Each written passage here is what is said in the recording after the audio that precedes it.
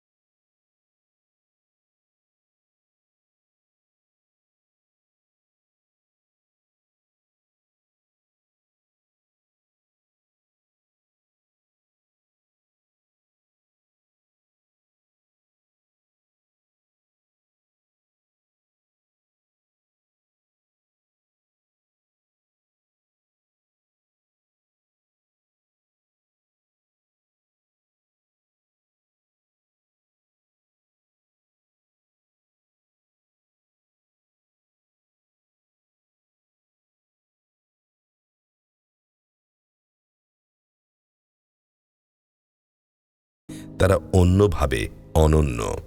বিশেষ শিশুদের ভবিষ্যৎ গড়ে ওঠে স্পেশাল মায়ের হৃদয় ও হাতের স্পর্শে। তিনি শিক্ষক, থেরাপিস্ট, পরামর্শদাতা, পথ প্রদর্শক। তিনি কখনো হাল ছাড়েন না, কারণ তার সন্তানের অগ্রগতি তাকে প্রতিদিন নতুন করে শক্তি দেয়। এই মা ও শিশুরা সহানুভূতি, সম্মান ও সহায়তা পাওয়ার যোগ্য। বিশেষ শিশু আমাদের সমাজের সম্পদ, আর স্পেশাল মায়েরা এই সমাজের নীরব নায়িকা। চলুন তাদের পাশে দাঁড়াই, তাদের গল্প বলি এবং অন্তর্ভুক্তিমূলক মানবিক বাংলাদেশ গড়ে তুলি। এদের পাশে দাঁড়ানো কোনো দয়া নয়, এটি মানবিক দায়িত্ব। তথ্যচিত্রটি আমরা দেখে নিলাম। আপা, আপনাকে দিয়ে শুরু করতে চাই। একদম শুরু থেকে আসলে শুরু করব। আপনার দুজন সন্তান, একজনের বয়স হয়েছে 23+, আরেকজন হচ্ছে 16। তো আমার জার্নিটা ঠিক অনেক দিনের জার্নি, আসলে লম্বা একটা সময়, অনেক লম্বা একটা সময় ধরে আমি আসলে এই পথে হাঁটছি। আমার বড় ছেলেটা ADHD, মানে ফার্স্ট বেবি হলে যা হয় আর কি, আসলে বোঝা যায় না শুরুতে আসলে, আর এটা সম্বন্ধে কোনো ধারণাই ছিল না। এবং আমি একটু সেই সাথে অ্যাড করি, এখন যেরকম ADHD টার্মটা কিন্তু সবার খুব মুখে মুখে, এখন আমরা মানসিক স্বাস্থ্য নিয়ে অনেকটা সচেতন, কিন্তু সেটার সময়কালটা খুব বেশি না। 23 বছর কিন্তু অনেক পেছনের সময়। আপনি প্রথম কতদিন পরে বুঝতে পারলেন? আমরা তো কেউ বুঝতেই পারিনি যে ও খুব চঞ্চল ছিল। ছোট আমার বড় ছেলেটা আর খুব ছোট হয়েছিল, ওজন মেবি 2 কেজির মতন, 2 কেজির একটু নিচে হলে আন্ডারওয়েট হতো। খুব ছোট একদম ছোট অনেক। প্রথম ওকে স্কুলে দেওয়া হলো বোধহয় 4.5 বছরে। 4.5 বছরে যখন স্কুলে দিলাম, ও মানে প্রথম বছরটা মাঠেই কাটিয়েছে, ওর সাথে সাথে আমি মাঠে কাটিয়েছি। তো গেল সেকেন্ড বছর ওই সেম প্লে গ্রুপে আবার দিলাম ওকে। তো তখন থেকে একটু বসা শুরু করলেও কিন্তু ওর মানে অস্থিরতাটা অনেক বেশি ছিল, চঞ্চলতাটা অনেক বেশি। তা যাই হোক, এভাবে চললো। তো তখনও বুঝতে পারিনি। তো তখন স্কুল আবার চেঞ্জ করলাম, ওখানেও সেম কন্ডিশন। নিজের ক্লাস রেখেও নানান ক্লাসে ঘুরে ঘুরে বেড়াতো, কার ক্লাসে কে কোন টিচার কী ক্লাস করাচ্ছে, নিজেরটার চাইতে অন্যটা মনোযোগে বেশি। তারপর ওর ক্লাস টিচার ছিল একজন ম্যাম। তো উনি আমাকে বললো যে, মার্গারেট ম্যাম, ওনার নামটা না বললে না। তো উনি আমাকে বললো কি যে, আপনার এই বাচ্চাটার কিছুটা সমস্যা আছে, আপনি একটু শিশু বিকাশ কেন্দ্রে নিয়ে যান।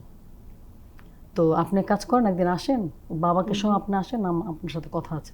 আমাকে এটা বললে ওর বাবার সঙ্গে গেলাম। ওর বাবার সঙ্গে যাওয়ার পরে উনি আমাকে বললো যে সামথিং ইজ ওর বোধহয়, আমরা তো সাইকোলজি নিয়ে পড়াশোনা করেছি, আমি এই ব্যাপারটা জানি, ওর কিছুটা সমস্যা আছে, এটা আপনি শিশু বিকাশ কেন্দ্রে নিয়ে যান। তখন আমি বসেই সোজা কান্না করে দিছি। ওর বাবা শক্ত ছিল, ওর বাবা আমাকে বসে সোজা পরে শিশু বিকাশ কেন্দ্রে আমার দীর্ঘদিন ওকে কলম ডায়াগনোসিস হলো যে ADHD। ও পড়াশোনা করতে পারবে, কিন্তু আসলে ওইভাবে করে পারবে না আগাতে। কেন পারবে না? ও ম্যাথটা ওদের জন্য খুব জটিল জিনিসটা ওদের মাথায় খেলবে না, অনেক জটিল ম্যাথটা। কিন্তু ও ইংলিশে বেশ ভালো, ওর যেহেতু ইংলিশ মিডিয়াম ব্যাকগ্রাউন্ড ছিল, ইংলিশ বাংলা ও ফ্লুয়েন্টলি মানে পড়তে পারে, রিডিং করতে পারে, সব কিছু একদম। কথাবার্তা আপনি দেখলে প্রথম বোঝা যাবে না, কিন্তু একটু আচরণগত সমস্যা মানে একটু কিছুক্ষণ পরে বুঝতে পারবেন। বেশ লম্বা সময় ধরে। তারপরে দ্বিতীয় বাচ্চার কথাও আমরা শুনবো আপা। ততক্ষণ আপা অনেকক্ষণ বসে আছেন, একটু আপার অভিজ্ঞতাগুলো যদি কিছু মনে পড়ে সেই সময়কার একটু যদি বলতেন আমাদের। তো যখন আমি কনসেপ্ট করি তখন ডাক্তার বলল আমার 2টা বর্ণ পাওয়া গেছে, মানে টুইন বেবি হবে। তা আমরা তো খুবই খুশি, পুরো পরিবারের সবাই খুবই মানে ভীষণ খুশি মানে খুশি একটা উৎসব যে টুইন বেবি হবে, তারপর প্রথম মা হব। তার বাসার মধ্যে হচ্ছে আপনি কাঁথা উৎসব শুরু হয়েছিল। প্রায় 2 মাসের সময় আমার একটা মিসিং হয়ে গিয়েছে। আমাকে প্রথমে ডাক্তার বলেছিল যে বেড রেস্টে থাকার জন্য, একদম সম্পূর্ণ বেড রেস্টে। কিন্তু প্রথমে আসলে কি আমি সম্পূর্ণ বেড রেস্টটা আমি পাইনি। যখন একটা মিসিং হয়ে গেছে তারপরে আমি একটা বেড রেস্টে পেয়েছি, একটা মিসিং হওয়ার পরে। তখন তার কিছুদিন না যেতেই যখন 3-4 মাস চলে গেছে তখন ভাবছি যে আর কোনো মনে হয় আমার মানে সমস্যা হবে না, বিছানার মধ্যে সব কিছুই করতাম। তারপরে হচ্ছে আপনার পানি ভেঙে যায় 6 মাসে। পানি ভেঙে যাওয়ার পরে আমি হাসপাতালে ওই বেডের মধ্যে শুয়ে আমি ডাক্তারের সাথে কথা বলছিলাম। তারপরে বেডের মধ্যে শুয়ে আমি অ্যাম্বুলেন্স, তারপরে কোন হাসপাতালে যাব, ডাক্তারের সাথে কথা বলছি যে আমি এখন কি করবো, আমার তো এরকম পানি ভেঙে গিয়েছে, আমি কি করব। তার প্রথম সন্তান, সে তার জন্য মানে তার সুস্থভাবে জন্মগ্রহণের জন্য এমন কিছু নাই যে করি নাই, মানে অনেক চেষ্টা করেছি। তারপরে আমরা হচ্ছে হসপিটালে গেলাম। হসপিটালে যাওয়ার পরে তারা শুধু আবার ওয়েটটা দেখলো। ওয়েটটা দেখে তো আপনার হতাশ হয়ে গেছে, মাত্র 950 গ্রাম। এই বাচ্চাকে তো আপনার মানে বাঁচানো কখনোই সম্ভব না। তারা হচ্ছে হার্টবিটও দেখতেছে, হার্টবিট ঠিক আছে কিন্তু ওয়েট কম। তারা বললো যে আপনার হচ্ছে কি এটা ওয়েট যদি 1000-এর উপরেও যায় তাও আমরা একটা আশা করতে পারি একে বাঁচানোর, কিন্তু এই ওয়েটে তো আমরা পারবো না। তারপর আমরা হচ্ছে আবার হাসপাতালটা চেঞ্জ করি, যে এখানে আমার কিছুদিন যেতে হবে, যদি আমরা এটা ওয়েটটা না বাড়াই তাহলে তো বাচ্চা বাঁচবে না। পর আমরা হচ্ছে আরেকটা হসপিটালে যাই, সেখানে আমাকে 15টা দিনে 12টা স্যালাইন দেয় এবং খাবারটা আমি নর্মালি সুন্দরভাবে খাচ্ছিলাম, খেতে খেতে বাচ্চার ওয়েটটা একটু বাড়ে। তার আরেকটা যখন হাসপাতালে যাই তখন একদম পানি নীল হয়ে যায়। তারপরে সাথে সাথে তারা সিদ্ধান্ত নেয় তাকে সিজার করে ফেলতে হবে। আমাকে সিজার রুমে নিয়ে যায়, নেওয়ার পরে তার ওয়েট ছিল আপনার 1350 গ্রাম। তার চোখ ফুটে নাই, ফুসফুস হয় নাই। তারপরে লাইফ সাপোর্ট, ওকে যে আমরা তো যখন বাচ্চা জন্ম নেয় আজান শোনাই, সে আজানটাও শোনানো হয় নাই। সে মানে সাথে সাথে তাকে এনআইসিউতে নিয়ে যায়। 2 মাস ইনকিউবেটর ছিল, 14 দিন ছিল লাইফ সাপোর্টে। তো ওর যে এরকম হবে এটা আমরা আসলে কল্পনা করতেও পারি না যে সে স্পেশাল হবে। তো ওই সময়টা হচ্ছে কি ওর মাথা থেকে পা পর্যন্ত আইসিইউতে মানে সব কিছু তো যন্ত্রপাতি শিরার মাধ্যমে খাওয়ানো হতো। তারপরে আমাদের তখন এত খারাপ অবস্থা ছিল, তখন আমার হাজব্যান্ডের চাকরিও ছিল না। যখন আমি বাসায় নিয়ে যাই 2 মাস ইনকিউবেটরে রাখার পরে, তখন ওর ওয়েট ছিল আপনার হচ্ছে 1750 গ্রাম। 2.5 কেজির নিচে যদি হয় তখনও কিন্তু ওইটা রিস্ক থাকে, আর তার হচ্ছে তার থেকেও আরো ওয়েটটা আরো কম। তো অনেক কষ্ট করে আপনার হচ্ছে ওকে সবসময় আমি হেক্সিসল দিয়ে হাত ক্লিন করে, তারপরে নাকের মধ্যে আপনার মাস্ক দিয়ে ওকে কারোর সাথে দেখাও দিতাম না, যাতে ওর মানে বাচ্চাদের তো আপনার রোগ প্রতিরোধ ক্ষমতাটা একটু কম থাকে।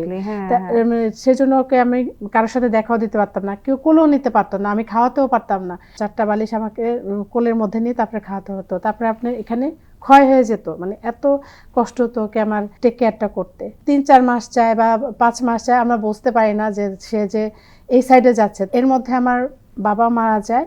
তো বাবা মারা গেলে যখন আমি সাভারে যাই আমার মায়ের বাসায়, তো তখন হচ্ছে আমার আম্মুকে, তখন ওর 9 মাস বয়স, তখন কিন্তু ওকে ঘাড় শক্ত হয় নাই। আম্মু দেখে খেয়াল করতে পারছে যে ওর তো ঘাড় শক্ত হয় না, ওর তো অবস্থা খুবই খারাপ, হাত পা সব নড়বড়ে। আপা আপনার কাছেও একটু সংক্ষেপে, আপনার সেকেন্ড বেবিটা যখন হলো, আপনি তো প্রথম বাচ্চার সময় কিছুটা হলেও জানতে পেরেছেন, বুঝতে পেরেছেন, তারপর দ্বিতীয় বাচ্চাটা যখন হলো তখন কিভাবে আপা, তখন কতদিনের পরে বুঝতে? আমি কিন্তু হার্ট পেশেন্ট। আচ্ছা, ঠিক আছে। তো আমার একটা বাচ্চা মানে হয়ে গেছে, ঠিক আছে, কিন্তু এরপরে নেক্সট বেবি আমাকে নিতে নাই করেছে ডাক্তার। কিন্তু ওই যে বড় বাচ্চাটাকে নিয়ে যখন সব জায়গায় দৌড়াদৌড়ি করছি, তখন ডাক্তাররা বলতেছে যে আরেকটা ভাই বোন হলে ও কিছুটা হলেও স্বাভাবিক হতো, এটা হতো হয়তো বা। যাই হোক, আসলে স্পেশাল মায়েদেরকে আসলে স্পেশাল বেবি মানুষ দেয়, আল্লাহ হয়তো দেয়। সবাই সবাই পারে না। সবাই এটার ভাগ সবাই পায় না। আমি এখন এটা আমি ব্লেসিং মনে করি, আমার জন্য এটা ওরা ব্লেসিং। দ্বিতীয় বাচ্চাটা হলো সব ঠিক ছিল ওর। আমার প্রেগনেন্সির সময় কোনো রকম কোনো কমপ্লিকেশন, আমি যে হার্ট পেশেন্ট, আমার কোনো রকম কোনো কমপ্লিকেশন ছিল না, কখনোই ফেস করতাম না। কিন্তু আমার বাচ্চা দুটাই আমি পিজিতে করেছি, কারণ যেহেতু আমাদের হলো আমরা হলাম হাই রিস্ক প্রেগনেন্সি, যেহেতু আমার হার্টের সমস্যা আছে। দ্বিতীয় বাচ্চাটা হলো 2 বছর, মানে দ্বিতীয় বাচ্চাটা তো খুবই সুন্দর হয়েছে। আমরা তো ভীষণ খুশি যে যাক ছেলে হয়েছে। তো এখন 2 বছর যখন বয়স, কোনো রেসপন্ড করে না, কথাটা ডাক দিলে যে পানি ফেলতেছে টেবিলে, আম্মা বলে কি, আমার আম্মা বলতেছে কি, দেখ সুমনের মেয়ে তো এগুলি করে, কিন্তু তোর ছেলের ডাক দিলেও তো কোনো ইয়ে করে না, ওকে শোনে না কানে, কানের ডাক্তার দেখাস। এরপর আমরা গেলাম শাহিকে কানের ডাক্তার দেখালাম, বললো যে না, ওর তো ইয়ে ঠিক আছে, হেয়ারিং ঠিক আছে।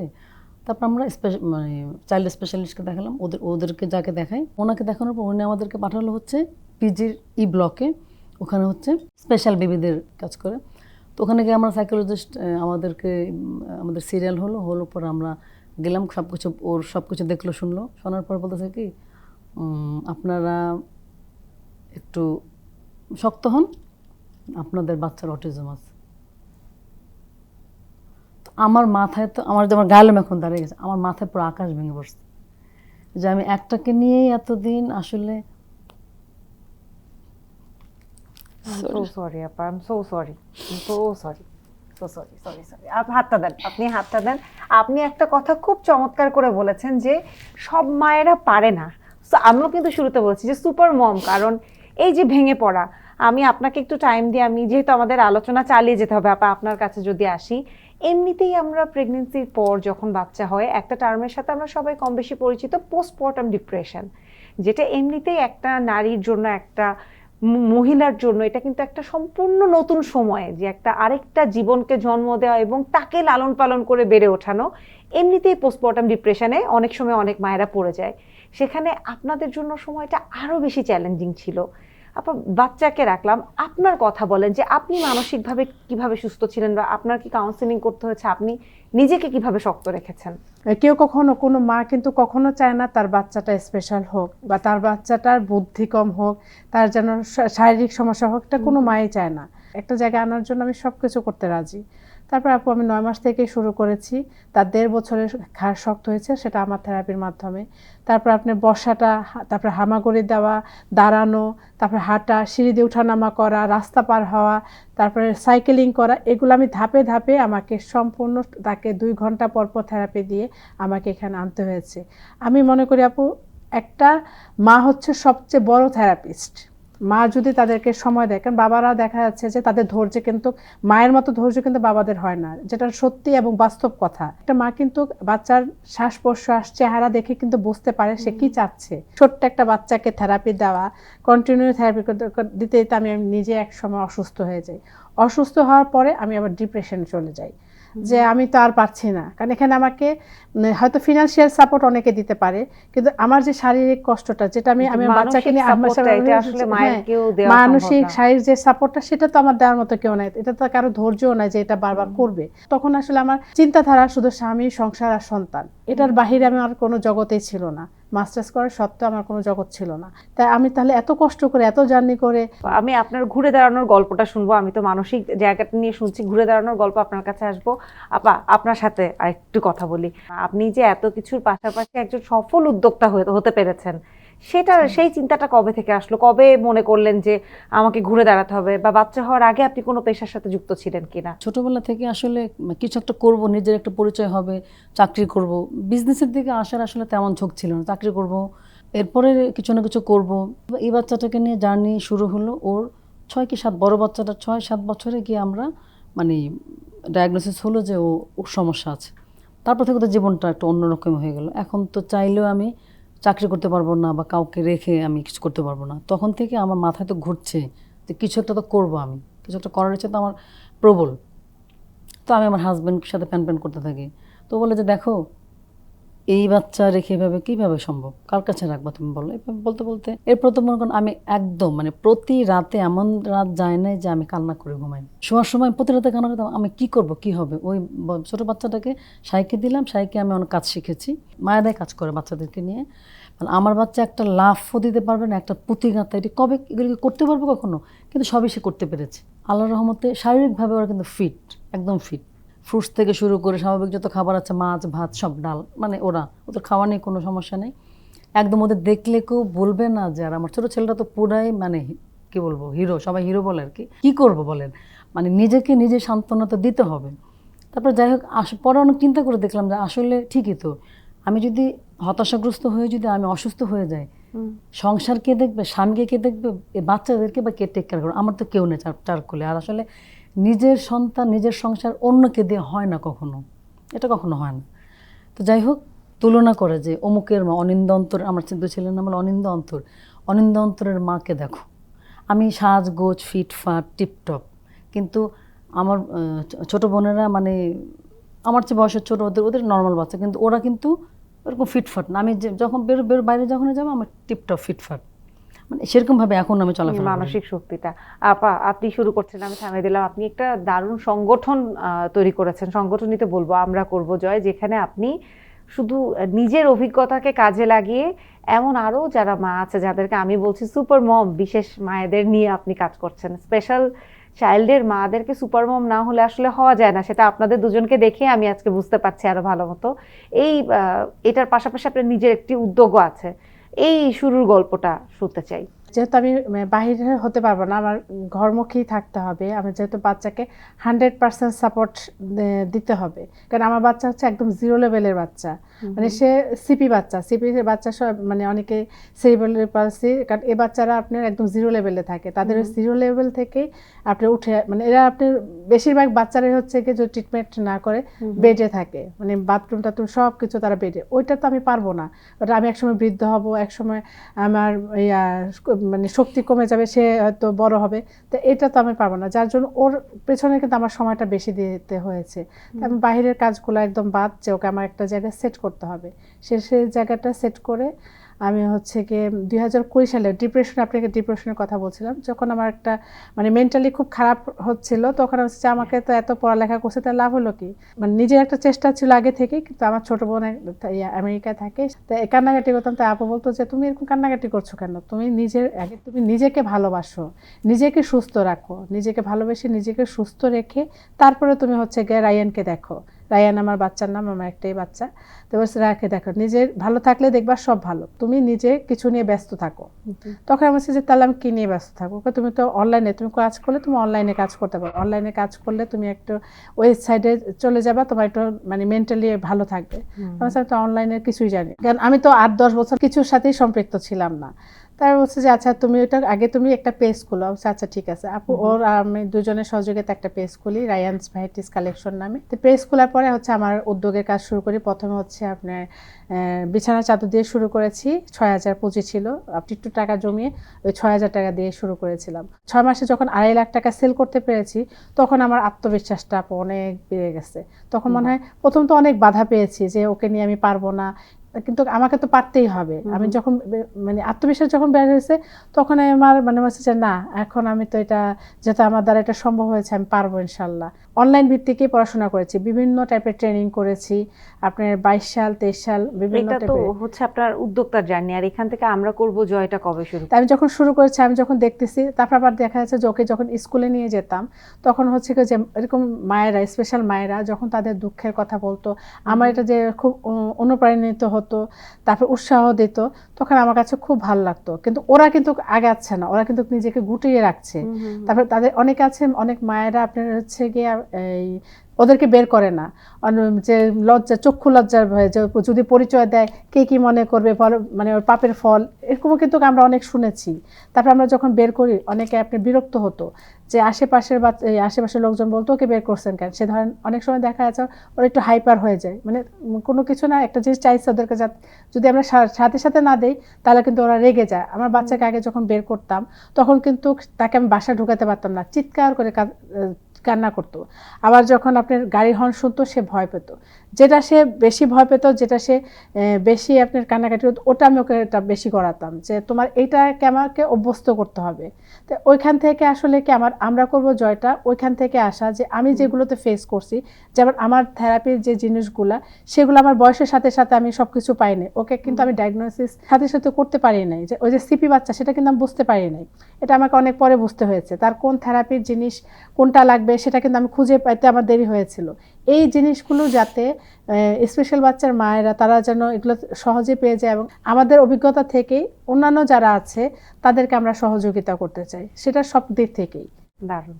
আপা, আপনার কাছে যদি একটু জানতে চাই, একটু আগে আপা যেটা বলছিলেন যে বাইরের মানুষ বিরক্ত হয়, বাইরের মানুষ তো দূরের কথা, অনেক আমরা তো শুনছিলাম যে ভাই আপনার হাজবেন্ড খুবই সাপোর্টিভ, মাশাআল্লাহ খুব সাপোর্টিভ, কিন্তু তারপরেও কিন্তু পরিবারের মধ্যেই কিন্তু পরিবার থেকেই শুরুটা হয়, তারপর তো বাইরের মানুষজন, পরিবার থেকে শুরু তো হয়। এক্সটেন্ডেড পরিবার যেখানে থাকে বা বাইরের মানুষজনের কাছ থেকে কি ধরনের কথা শুনতে হতো, বা তখন আপনার উত্তরটা আসলে কি থাকতো, সেক্ষেত্রে আপনি কি বলতেন? আমার হাজবেন্ড যেমন সাপোর্টিভ ছিল, আমার ফ্যামিলি, আমার শ্বশুর বাড়ি, বাবার বাড়ি, উভয়।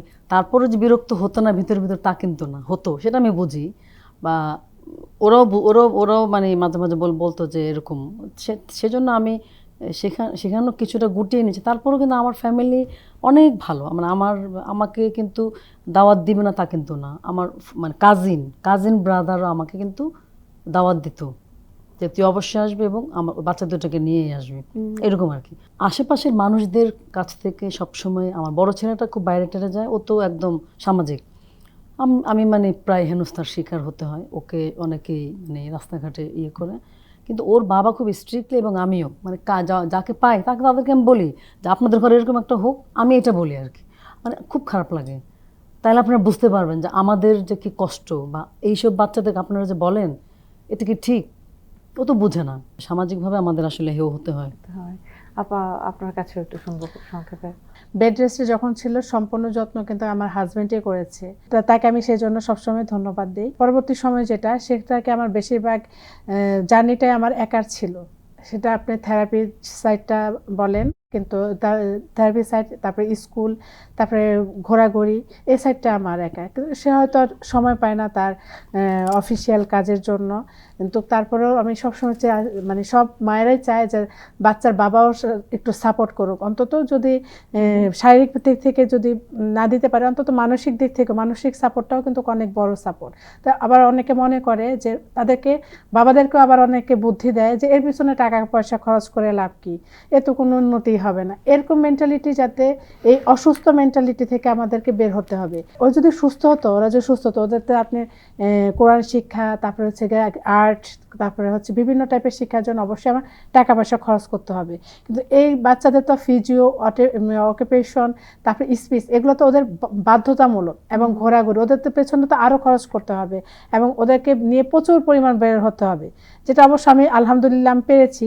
তো যখন আমি অন্যদের কথা শুনি আমার কাছে এগুলো খুব খারাপ লাগে। আমি আমার বাচ্চাকে একদম তার মানে যখন সে ছোট তখন থেকে আমি চেষ্টা করেছি ওকে বাহিরের জগৎটাকে, আমি বিভিন্ন প্রোগ্রামও কিন্তু আমার বাচ্চাকে নিয়ে যাই, আমার উদ্যোগের কাজ যখন করি তখনই কিন্তু আমার বাচ্চা আমার সাথে থাকে। তো এদেরকে প্রচুর পরিমাণ বের করতে হবে, এরা কিন্তু ঘরের এক কোণে থাকার জন্য না, এদেরকে আমরা যদি বাবা মারা ওদেরকে দুনিয়া না দেখাই, ওদেরকে দুনিয়া কে দেখাবে? সবাই বিরক্ত হতে পারে, কিন্তু সবচেয়ে বড় সাপোর্ট হচ্ছে কি ফ্যামিলির লোকজন, ফ্যামিলির সবাইকেই এরকম বাচ্চাদেরকে সাপোর্ট দিতে হবে। নিশ্চয়ই তাই, নিশ্চয়ই।